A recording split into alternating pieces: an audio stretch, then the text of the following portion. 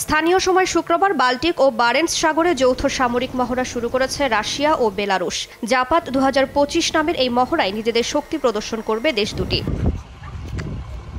এদিকে পোল্যান্ডের আকাশসীমায় রাশিয়ার ড্রোন নিয়ে ইউরোপ ও ন্যাটোয় উত্তেজনা দেখা দিয়েছে। পোল্যান্ডের আকাশসীমা রক্ষা ও ন্যাটোর পূর্ব ফ্রন্টের নিরাপত্তা নিশ্চিতে সেখানে 3টি রাফায়েল যুদ্ধ বিমান পাঠানোর ঘোষণা দিয়েছেন ফ্রান্সের প্রেসিডেন্ট ইমানুয়েল ম্যাখো।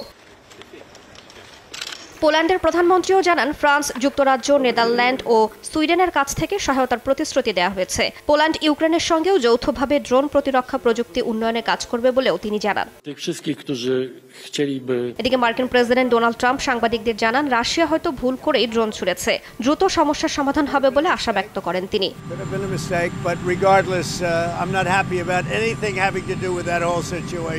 যদিও পোল্যান্ডের প্রধানমন্ত্রীর দাবি, ভুল করে নয়, ইচ্ছাকৃতভাবেই ড্রোন ছুড়েছে রাশিয়া।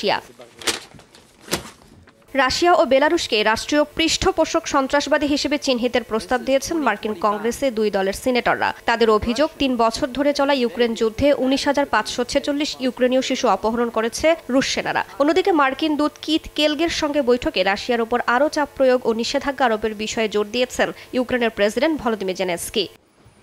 রাইসা জান্নাত, সময় সংবাদ।